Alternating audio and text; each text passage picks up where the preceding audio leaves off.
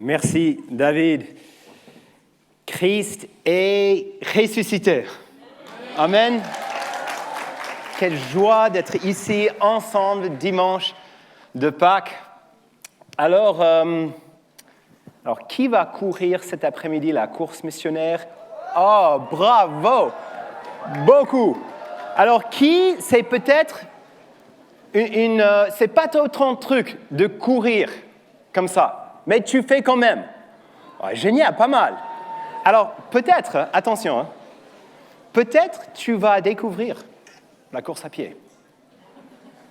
Tu vas faire la course ici, ensuite tu vas t'inscrire pour un 10 kills, et ensuite un semi-marathon, ensuite un marathon, ensuite un ultra-marathon. Peut-être. Et tu dis, jamais, peut-être pas. Mais si tu le fais, tu vas découvrir quelque chose de très intéressant. Bon, tu sais, ces ultramarathons, les gens un peu fous, ils courent pendant 10 heures, 20 heures, un truc comme ça. Vous savez quel est le premier problème? Le premier problème qui fait que les gens abandonnent, ils quittent les courses comme ça. C'est pas juste la fatigue, c'est pas juste le fait qu'il y a autant de montagnes, c'est pas juste le fait qu'ils n'ont pas bien entraîné. Le problème numéro 1, c'est la nutrition. Et en fait, c'est intéressant parce que c'est pas manque de choses à manger. En fait, si tu fais une course, tu vas voir, il y a des tables, des postes de ravitaillement où là, tu peux récupérer plein de barres, plein de chocolat, plein de choses. Mais en fait, quand tu cours, l'estomac met un peu en veille et beaucoup ont du mal à digérer et vraiment être ressourcés par ce qui est devant eux. Et je pense que la vie chrétienne peut être similaire. Dieu nous donne tellement pour nous fortifier. On a des richesses juste infinies. Mais souvent, on a ce même problème. On a du mal à vraiment digérer, à vraiment intérioriser, et en particulier avec quelque chose que Dieu nous a donné, un cadeau juste extraordinaire, qui est l'Église locale. La Bible, elle est très claire. Vivre l'Église locale, c'est un privilège immense, et même une nécessité pour la vie chrétienne. Mais souvent, je pense, on a du mal. On a du mal à être ressourcé, à être fortifié par l'Église, en espèce d'indigestion. En fait, on n'arrive pas à vivre ce que Dieu a pour nous. Tu sais quoi? C'est pas nouveau, en fait. Une histoire, tu connais l'histoire des Hébreux? C'est des gens qui ont reçu la lettre aux Hébreux que nous avons dans le Nouveau Testament. Et c'est intéressant, c'était un groupe de personnes qu'ils avaient entendu le message de Jésus et ils avaient accepté. Et ils ont vécu des moments très forts. Le chapitre 10, verset 22, nous dit qu'ils avaient une joie, même dans la souffrance, même les grosses difficultés, à un moment donné. Mais tu sais ce qui s'est passé? Ensuite, le temps passait. Et ils sont devenus fatigués. Ils sont devenus découragés. En fait, la vie chrétienne était plus difficile que ce qu'ils pensaient. Au point où certains ne venaient plus à l'église. Ils abandonnaient. Et même d'autres dans l'église pensaient avoir la même chose. Et tu sais, ce problème, c'était un problème il y a 2000 ans, mais tu sais, c'est un problème aujourd'hui, non? Où on peut bien commencer, et après le temps passe. L'église, c'est un peu difficile, la vie chrétienne est difficile, on a des soucis, des difficultés. On dit, c'est mieux que je reste chez moi, finalement. Et j'imagine dans un groupe comme ça, il y a des catégories différentes. Je sais, parce que je le vois, certains d'entre vous, vous aimez l'Église. On vient de voir. Vous avez une passion pour l'Église locale. Tu te trouves ressourcé, tu te trouves fortifié.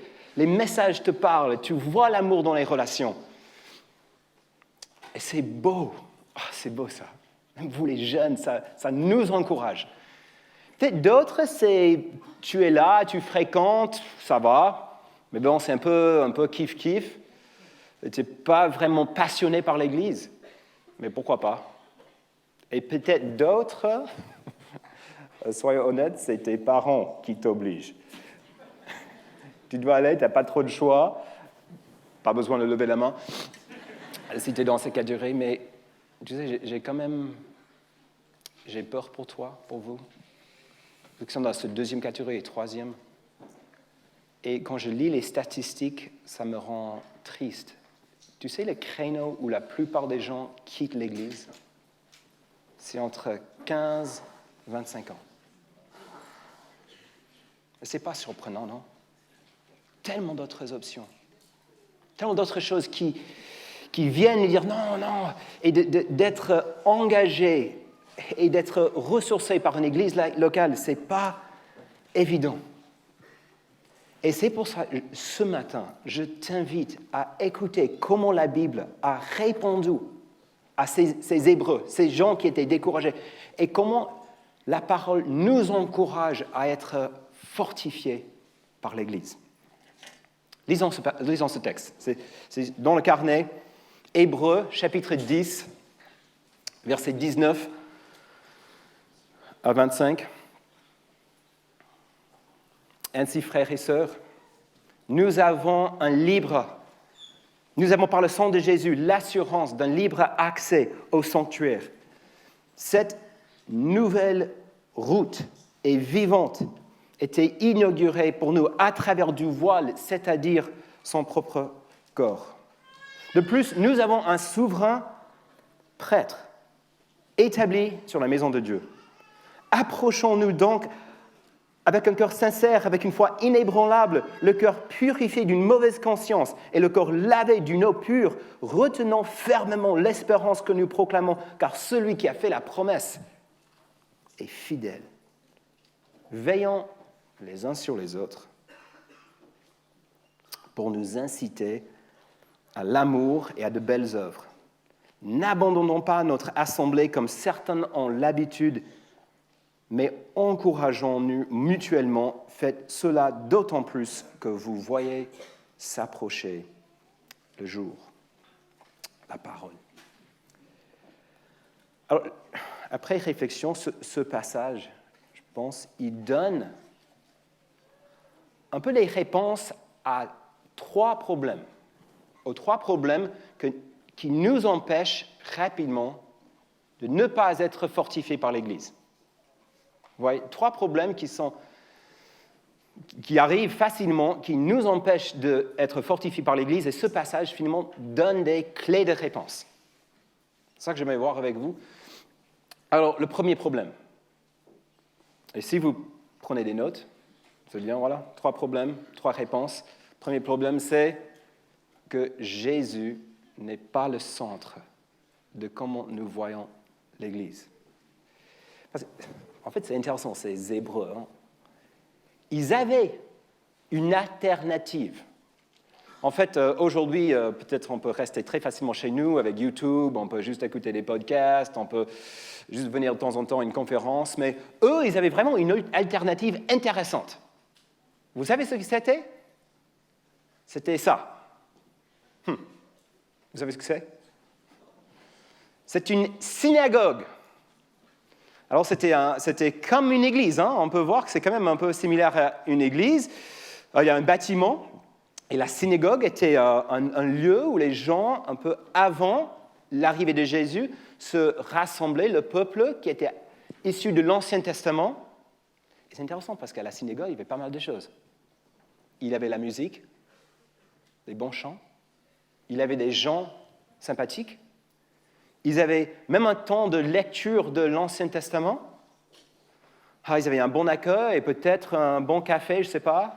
Peut-être des croissants et donuts. C'était quand même un groupe qui se rassemblait. Mais vous savez quoi? Ils avaient quelque chose qui manquait à la synagogue. Tu sais ce que c'était? Jésus. Il n'y avait pas Jésus. En fait, c'était un groupe qui avait pas accepté que Jésus était l'accomplissement de tout l'Ancien Testament. Donc, c'était comme une église. Et en fait, c'était mieux accepté dans la culture de l'époque que cette église qui avait Jésus au centre. Et du coup, c'était plus confortable. Du coup, ces gens qui avaient entendu le message de Jésus étaient découragés. Ils disaient, on va retourner là où on connaît, là où on a des amis, là c'est bien. Ils étaient bien dans cette synagogue où tout était bien. Et du coup, qu'est-ce qu'il dit, cet épître? En fait, on peut résumer toute la lettre dans 3 mots. Jésus est meilleur. Parce que si on a toute l'Église, mais on n'a pas Jésus, on n'a rien. Et ça nous rappelle à quel point une Église doit être centrée sur Jésus. Sans Jésus, l'Église n'a pas de sens. Sans Jésus au centre, ça ne vaut pas la peine. C'est lui qui donne le sens, qui lui est le centre. Juste, vous avez capté dans ces quelques versets, il y a plein de choses que Jésus fait qu'une Église ne peut jamais faire. Qu'est-ce que tu vois, par exemple, le verset 19? Est-ce que tu vois quelque chose dans le verset 19 qu'une Église ne peut pas faire, mais Jésus peut? Nous avons, par le sang de Jésus, l'assurance d'un libre accès au sanctuaire. Vous le voyez?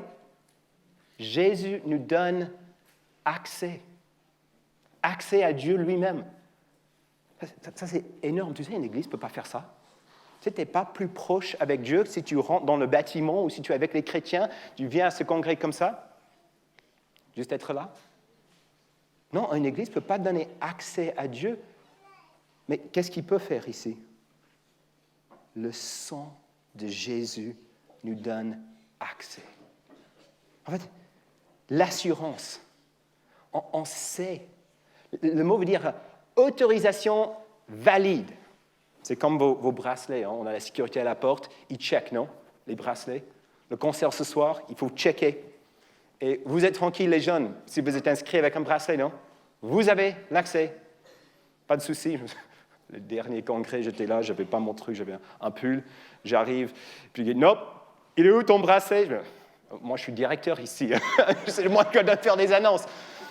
Tant pis, il faut le bracelet. C'est bien, nos bénévoles suivent bien les ordres. Mais devant Dieu, et le sanctuaire, c'est l'endroit plus intime, la présence de Dieu. Et tu sais quoi? Tu peux avoir accès.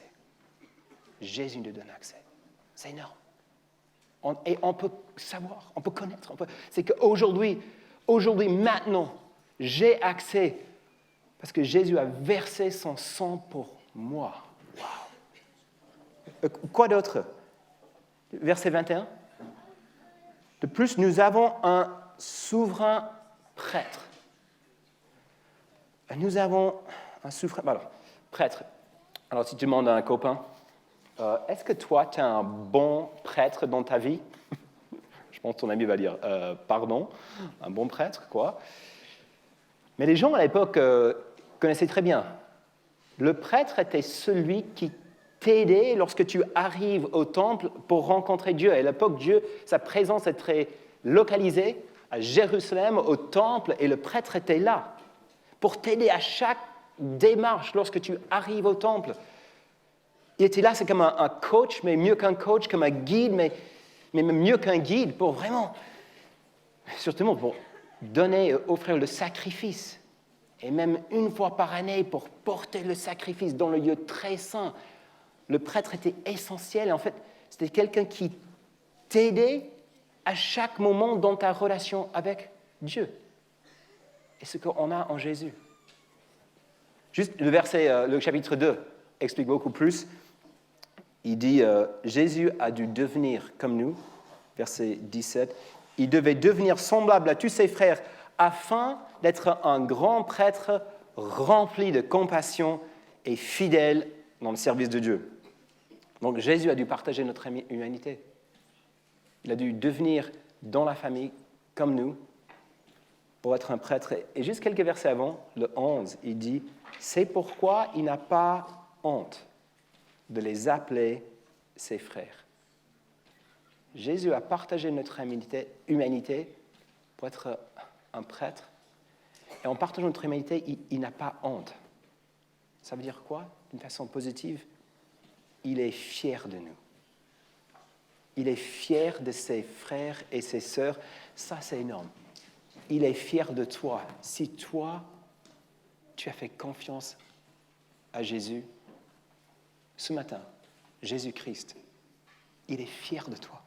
Il est fier quand tu viens vers Dieu. Il est là pour t'aider tous les jours. Il est ton prêtre parfait. C'est énorme qu'on a un maître comme ça. Et en plus, une autre chose, voyons le verset 22. « Approchons-nous donc avec un cœur sincère, une foi inébranlable, le cœur purifié d'une mauvaise conscience. » Alors, ce n'est pas juste à l'extérieur de nous, on a cet accès à Dieu, on a Jésus qui est là pour nous comme prêtre, mais en plus, il nous lave à l'intérieur. Il nous donne une bonne conscience. Il enlève la mauvaise conscience, il nous donne une bonne... Ça, c'est beau, hein? Je pèse un peu mes mots, mais ça veut dire que même si on a fait plein de bêtises, on est pardonné. Et si on a une bonne conscience, ça veut dire quoi? D'une certaine façon, on peut être fier de nous-mêmes.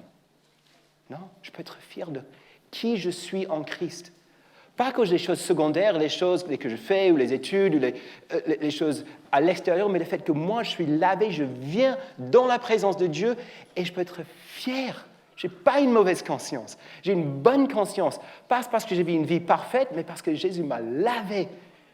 Waouh! Alors, ces choses, une église ne peut jamais faire ces choses-là. Et c'est pour ça qu'il faut qu'on soit centré sur lui. C'est Jésus qui donne le sens à l'église. Et là, je m'adresse vraiment aux responsables, aux pasteurs. Soyons centrés sur Jésus. Il y a certaines églises, ils aiment bien parler tout le temps de l'église, des activités, des choses que nous faisons. Ce n'est pas plus mal. Mais perdons jamais vue du centre. Élevons le nom de Jésus. Mettons Jésus au centre. On a besoin des églises centrées sur lui. Et si tu es un jeune et tu déménages ou tu cherches une église, cherche une église qui est centrée sur Jésus. Peut-être une autre implication. Peut-être vous qui avez été déçus par l'Église, voire blessés. Peut-être l'Église est remplie de gens imparfaits. Et c'est facile d'être déçu par l'Église. Et j'imagine ici, dans une foule comme ça, des gens qui étaient vraiment déçus, voire même blessés. Et je me demande si Dieu... S'il y a quand même parfois le problème où on fixe les yeux sur les problèmes, notre déception, ce qui nous est arrivé, et dans cette déception, Dieu est en train de dire « Mais reviens à moi, fixe les yeux sur moi, moi je suis le centre. C'est moi qui donne le sens à l'Église. L'Église n'est pas ultime, mais c'est moi qui est le centre. » Parce que Jésus ne déçoit jamais, il est le centre. Premier problème, Jésus n'est pas le centre, et ce passage remet Jésus au centre. Alors deuxième problème qui nous empêche de bien vivre l'Église, nous ne vivons pas notre espérance. Nous ne vivons pas notre espérance. Vous voyez le verset 23 ? Retenons fermement l'espérance que nous proclamons. Et qu'on le veuille ou pas, on a tous un besoin profond de l'espoir, de l'espérance. C'est un peu comme l'air, on a besoin de l'oxygène. Et vraiment, tous les jours, on a besoin de l'espoir, de l'espérance. Et ce qui est intéressant aujourd'hui, on vit quand même ce paradoxe du progrès. Vous connaissez ce paradoxe du progrès ? Nous sommes plus riches et en meilleure santé que tout autre peuple de l'histoire de l'humanité. Nous avons accès à plus de technologies, à l'éducation, etc., etc. Mais nous vivons plus de désespoir que jamais. C'est fou, hein? On a quand même accès à beaucoup, mais en termes d'une profonde espérance, c'est de plus en plus absente. Et leur soif dans la société aujourd'hui d'une vraie espérance, une espérance solide. Et en fait, j'avoue, et je pense que tu es la même chose, c'est pas évident de vraiment avoir une espérance qui est si solide, on peut dire retenir cette espérance fermement. Non, c'est pas évident. Qu'est-ce qui peut donner une espérance comme ça? Une espérance si solide, on peut dire, on peut s'accrocher, on peut le retenir à fond dans chaque moment de ma vie. Je pense pour une espérance comme ça, il faut quelqu'un qui vit une situation mais juste terrible, juste catastrophique, dans la vraie vie, ici, dans la vie réelle, qui vit quelque chose juste de catastrophique et qui traverse et qui monte après, qu'il a vécu un rétablissement complet, une victoire parfaite derrière. Ça peut donner l'espérance, non? En fait, plus que ça. Pour vraiment avoir une espérance, je pense, pas juste de vivre une expérience terrible et puis de s'échapper, mais si le gars, en fait, il vaincre la source du problème. Si même il est passé le problème numéro 1, le fait qu'on va mourir, c'est quelqu'un qui a connu la pire mort et ensuite qui met la mort elle-même par terre. Alors ça peut donner l'espérance, non? Qui vainque la mort, qui remporte la victoire. Non, mais il faut plus que ça, je pense, vraiment avoir une espérance. Il faut quelqu'un qui vit une terrible expérience et qui monte une victoire, qui met la mort par terre, mais ensuite qui peut le partager avec d'autres. Qui peut partager la victoire, et pas simplement aux gens qui sont hyper riches ou hyper intelligents, mais avec tout le monde, même avec les personnes les plus nulles, les plus faibles. Alors, ça serait l'espérance, non? Ah, ça serait énorme. Attends, on est quel jour aujourd'hui? Dimanche de Pâques. Tu sais ce que Jésus fait quand il est sorti du tombeau? Il a fait exactement ça. Lui qui est venu, lui qui a vécu la mort plus terrible, crucifié sur une croix en portant nos péchés. Et ensuite, 3 jours plus tard, ce matin de Pâques, Dieu l'a ressuscité avec une vie infinie. Et la mort est terrassée, la mort est vaincue. Et là, il proclame maintenant, partage cette victoire avec d'autres. C'est pour tout le monde. C'est pour le monde entier. Va, proclame ce message. Et tout ce qu'il faut, c'est de venir et placer notre confiance en lui. Et nos vies sont remplies avec cette espérance. Elle est réelle, elle est solide.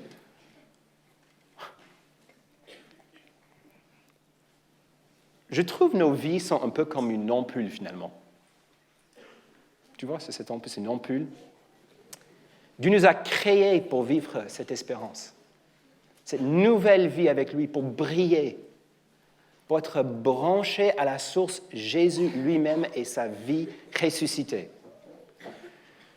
Tu sais, il y a une rupture dans notre relation avec Dieu et on est né comme ça, sans connecter à cette source. Et le péché nous sépare. Et tu sais ce qu'on essaie de faire dans le monde aujourd'hui?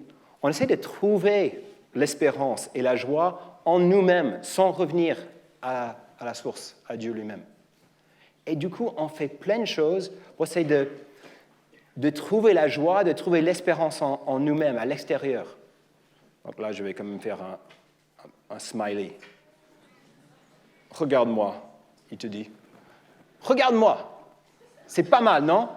Non, parce que vous ne voyez même pas, c'est tellement petit. Et on passe beaucoup de temps à l'extérieur en essayant de trouver une espérance, un sens, une joie. Et en fait, tu sais, ce boulot, il est hyper fatigant.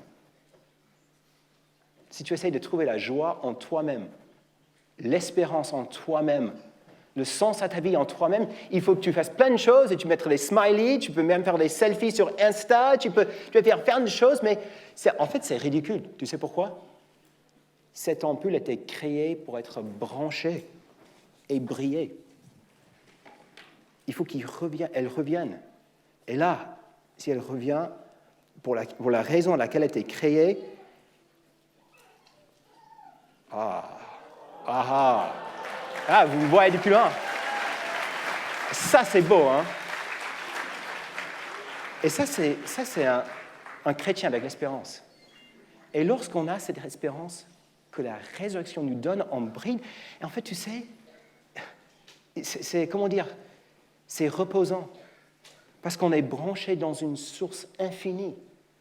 C'est pas juste moi, c'est pas moi qui dois faire plein de dessins, plein de smileys, plein de choses. C'est pas moi qui dois créer l'espérance dans ma vie, mais moi je reviens et Dieu me donne. Et je brille. Et chacun ici, tu as une capacité de briller qui est particulière à toi, à ta vie, à tes déceptions, à ton parcours. Tu peux briller d'une manière pour Christ lorsque Christ met son espérance en toi. C'est beau. Et tu sais quoi? Il faut cette espérance pour bien vivre l'Église. Et je me demande si beaucoup d'entre nous, au moins certaines, en s'ennuient dans l'Église. Moi, j'étais dans cette catégorie quand j'étais jeune. J'étudiais les prédications, c'était Jésus, Dieu, c'était pas plus que ça. Hein. Je regarde dans la salle, je comptais les lumières, je m'ennuyais. Et je pensais que le problème était l'Église. Mais tu sais le problème? En fait, je m'ennuyais avec Jésus. En fait, j'étais pas vraiment branché. Je n'avais pas son espérance en moi. L'Église, si cette espérance que Jésus nous donne n'est pas notre passion, on va avoir du mal à être passionné par l'Église. Donc, premier problème, Jésus le centre. Deuxième problème, de retenir cette espérance. Et troisième, c'est celui-là. Nous ne sommes pas sûrs d'avoir besoin de l'Église. Nous ne sommes pas sûrs d'avoir besoin de l'Église. C'est quand même fort, hein? On vient de voir tout ce que Jésus peut faire, que l'Église ne peut pas faire. On voit cette espérance qu'il nous donne et on peut facilement dire après, bon, ça c'est bon, hein? Avec Jésus, je suis très bien, je n'ai pas vraiment besoin d'aller le dimanche matin, je n'ai pas vraiment besoin d'être avec les autres chrétiens.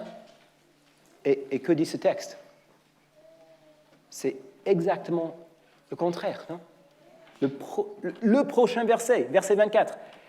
Veillons les uns sur les autres pour nous inciter à l'amour et à de belles œuvres. N'abandonnons pas notre assemblée, comme certains ont l'habitude, mais encourageons-nous mutuellement. L'habitude était facile à l'époque. Elle est facile aujourd'hui, non? Et je te demande, je t'encourage à t'engager dans l'Église. À t'engager, être là, ne pas juste papoter, ne pas juste être là de temps en temps, ne pas juste être sur la périphérie, mais de t'engager, d'être connecté. Et je vois au moins 2 raisons pour lesquelles c'est si important ici. Première raison, nous ne pouvons pas apprendre à aimer seuls. Ce qui veut dire ici, non? Veillons les uns sur les autres pour nous inciter à l'amour et de belles œuvres. C'est le fait d'être ensemble, ça nous aide et ça nous pousse à l'amour.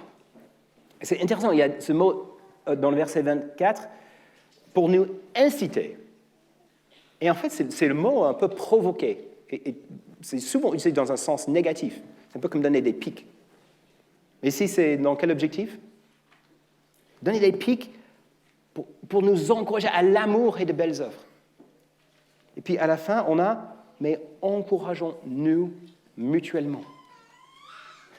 C'est bon, hein, l'Église, on s'engage et puis dans l'Église, on apprend à aimer. Je me souviens, j'avais déménagé. Et puis j'étais nouvelle, et puis j'ai fréquenté l'église, et j'ai visité quelques églises, et puis j'ai dit, je pense, il faut que je vais choisir telle église. Et en fait, après quelques semaines, je me suis rendu compte, David, il faut que tu t'engages. Tu restes là, tu es sur les chaises, mais il faut que tu t'engages. Donc je priais, j'ai dit, OK Seigneur, s'il y a des activités à l'église, si je peux, dans mon agenda, je veux dire oui à toutes les invitations de m'impliquer dans l'église. Dimanche suivant, annonce. Le gars se lève et dit « On va créer une chorale pour Pâques. » Oh mince, j'aime pas chanter. Une chorale pour Pâques, et donc ça va être 4 semaines de répétition. J'ai dit « Mais ok Seigneur. » Donc j'étais, je pense, parmi les plus jeunes, et j'étais un des seuls gars. Donc je me suis inscrit. Et j'ai rencontré plusieurs personnes. Anne, par exemple. Elle était une femme, elle était juste rayonnante de joie, elle aimait beaucoup chanter, elle m'a pris dans les bras. Et ils ne m'ont pas réinvité l'année suivante. Et puis la semaine suivante, c'était on va distribuer la nourriture dans les quartiers défavorisés. On a besoin des gens qui parlent espagnol. Je me dis, ok, mais je ne parle pas du tout un mot d'espagnol. Mais tout le monde est invité. Donc je dis, le dimanche j'étais libre. Ok, j'ai fait cet engagement. J'arrive, le type dit, ah c'est chouette, ah tu parles espagnol. No comprendo. Je suis arrivé avec eux. J'ai rencontré Jerry et Debbie. J'ai vu leur amour pour les autres, défavorisés. J'ai dû sortir vraiment de ma zone de confort, mais wow, j'étais poussé, j'étais incité. Il y a quelques semaines, avec les étudiants, nous étions en Afrique du Nord, dans un contexte compliqué d'être chrétien. Il y avait des étudiants des pays subsahariens qui étaient là. Ils étaient là à l'église. On a posé la question, comment l'église te fortifie ? J'avais dit, je devais donner un message aux jeunes, qu'est-ce que tu veux me dire ? On fait un peu un tour, puis un jeune qui a dit, et ça m'a marqué, il a dit, je suis venu à l'église, j'étais assez découragé parce que je pense que je ne peux jamais faire beaucoup de choses pour Dieu, et quand je voyais les autres, c'était des gens tout à fait normaux comme moi, et eux, ils faisaient plein de choses, finalement, je me suis rendu compte, moi je peux. En fait, leur exemple m'a tellement boosté et maintenant je fais des choses que j'aurais jamais imaginé faire. C'est ça, il faut qu'on soit ensemble. On a besoin les uns les autres pour apprendre. Et du coup, je t'encourage, donne ce défi de choisir une église, de t'engager, de sortir de ta zone de confort, d'être là pour aider, pour servir, de faire des choses peut-être tu n'as pas très envie de faire. Et dire là, je suis là parce que je veux être avec les autres, je veux apprendre à aimer, je veux prendre des belles œuvres que je n'ai pas encore faites. Et si tu connais un peu ton don, tu sais, si tu es chrétien, tu as reçu un don de Dieu lui-même, un don surnaturel pour édifier et aider l'Église. Et ça prend parfois du temps. De discerner quel est vraiment mon don, quelle est vraiment ma place. Mais si tu arrives à discerner, moi je t'encourage à fond à te former, à mieux utiliser le don que tu as. Surtout dans cette période de jeunesse. Tu as pas plus de temps. Et quand je parle de former, c'est très vaste. Si tu vois quelqu'un qui fait un peu ce que toi tu aimes faire, qui fait un peu mieux que toi, parle avec la personne, dis aide-moi, ou une personne plus âgée, on a besoin les uns les autres. Ou peut-être c'est un don où il faut vraiment une formation. Profite. Parce que Dieu veut t'utiliser d'une manière peut-être tu ne vois même pas, mais profite de ce temps pour former, pour être encore plus capable, parce que les dons, ce n'est pas juste naturel comme ça. Parfois, il faut une préparation, il faut former. On ne peut pas apprendre seul. Et puis, quand Dieu nous sauve, il nous rassemble. Quand Dieu nous sauve, il nous rassemble. On voit ça ici. N'abandonnons pas notre assemblée. Et je pense que les gens qui restaient chez eux ou qui retournaient à la synagogue, ils pensaient « Ah, c'est pas si grave ». Et ici, le mot est fort. Abandonner. Pourquoi c'est si fort ? Parce que quand Dieu nous sauve, il nous place dans une famille. Il nous met ensemble. Et c'est un projet communautaire. Notre salut, c'est quelque chose que Dieu fait individuellement, mais pas que. Il veut nous rassembler parce qu'ensemble, nous avons un message que nous ne pouvons pas donner seuls. On a besoin d'être ensemble. L'Église, c'est une assemblée, on voit à travers la Bible. Le fait d'être rassemblés ensemble, comme ce matin, être l'écoute ensemble, c'est tellement important et ça proclame un message. En fait, Dieu nous remplit avec son espérance. Et lorsqu'on est ensemble, il envoie un message. Tu vois, il nous rassemble, il nous sauve individuellement. Marco et James et Marie et Sophie. Il nous sauve, mais il ne nous sauve pas juste pour laisser ici et là, mais il nous rassemble. Et Claude et Henri et David et Lucas et Caroline et Marielle, et nous rassemble ensemble. Et tu vois, ensemble, on communique quelque chose que nous ne pouvons pas communiquer seuls. Il nous envoie un message, et oui, au monde, c'est tellement beau que Jésus dit, c'est par votre amour les uns pour les autres que le monde va connaître que vous êtes mes disciples. Mais même les autorités spirituelles, quand ils nous voient ensemble centrés sur Christ, on envoie un message, Paul dit dans Éphésiens, qui manifeste la sagesse infinie de Dieu lorsque nous sommes ensemble.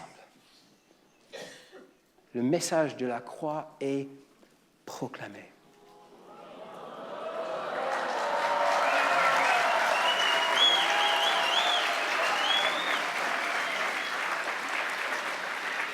Et il nous fortifie. Il nous fortifie ensemble. Aimons l'Église. Aimons l'Église. Soyez fortifiés par l'Église. Et Dieu dit, faites ça de plus en plus. Lorsque vous voyez s'approcher le jour. Vous savez, un jour, le jour va arriver. On sera devant Jésus. Et le projet de l'Église sera fini. Plus de prédication, plus de répétition louange, plus de groupe de croissance. Tout ça sera fini, on sera arrivé, le projet sera terminé. Et vous savez quoi, c'est le projet principal de Dieu dans ce monde aujourd'hui. Tout le reste est secondaire. Les entreprises, ça va passer. Les réseaux sociaux, passer. Même la création, les montagnes, les galaxies, ça va passer tel que nous les connaissons aujourd'hui. Mais l'Église est éternelle. Et ce que nous faisons pour l'Église est éternel. Quel privilège! Quel privilège de pouvoir être là aujourd'hui, de pouvoir assister, de pouvoir participer dans ce projet de Dieu. Ne passez pas à côté. On a le privilège de faire partie aujourd'hui, 2023, dans ce projet magnifique de Dieu. Je vais terminer avec un moment de silence. Dans ce moment, j'ai deux choses. Si tu es là et tu te rends compte que tu n'aimes pas trop l'Église, je t'invite à un moment de repentance. De simplement dire à Dieu, Dieu, pardon, j'aime pas ton Église comme je veux, comme je devrais. Viens, renouvelle mon amour pour ton Église. Je veux être là, je veux être impliqué, je veux participer dans ce projet-ci magnifique. Une deuxième chose, peut-être toi tu es là, et en fait Dieu t'appelle à donner ta vie pour l'Église, ta carrière, d'être dans un ministère, de renoncer peut-être à un travail séculier pour servir l'Église locale. Et peut-être tu as peur, des doutes. Et je t'invite maintenant à prier, Seigneur, si ça vient de toi, que ma peur et ma crainte ne empêchent pas que je réponds à ton appel. Parce que les besoins sont criants et Dieu appelle. Donc, répondons. Quelques minutes, quelques secondes, une minute de réflexion, de prière. Et ensuite, je vais terminer moi-même avec une prière. Prions.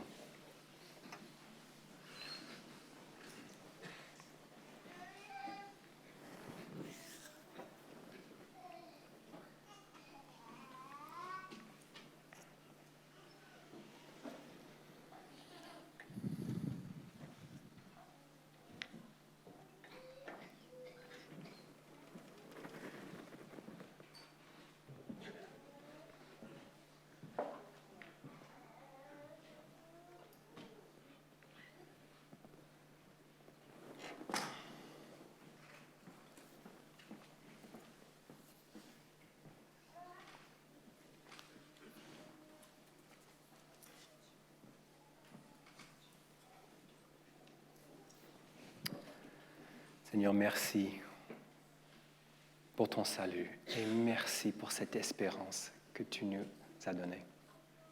Et Seigneur, merci pour ton Église, chaque personne. Merci pour comment tu m'as fortifié par les autres personnes, par l'Église locale. Seigneur, merci pour les églises qui sont représentées ici. Et Seigneur, je te prie que tu puisses nous donner plus d'amour. Je prie pour ceux qui ont peut-être prié, pardonne-moi. Seigneur, j'aime pas ton Église comme je veux. Seigneur, renouvelle leur amour. Donne-nous un amour renouvelé. Donne-moi un amour renouvelé pour ton Église et pour ton projet d'Église. Et Seigneur, pour ceux que tu as appelés à servir d'une manière particulière, et ça peut être beaucoup de choses. Seigneur, je prie que tu puisses parler avec clarté, que tu puisses appeler avec clarté. Et Seigneur, s'il y a des craintes ou des peurs ou des barrières, que tu puisses les faire tomber. Et Seigneur, que tu puisses fortifier ton Église, l'Église en France, en Belgique, en Suisse, dans le monde francophone, par ces jeunes. Seigneur, le potentiel dans cette salle, il est immense. Seigneur, libère, fortifie et que ton Église puisse briller avec la lumière de la bonne nouvelle de Jésus, Jésus crucifié et Jésus ressuscité. Et à toute la fin de l'histoire, Seigneur, que toute la gloire soit rendue à toi.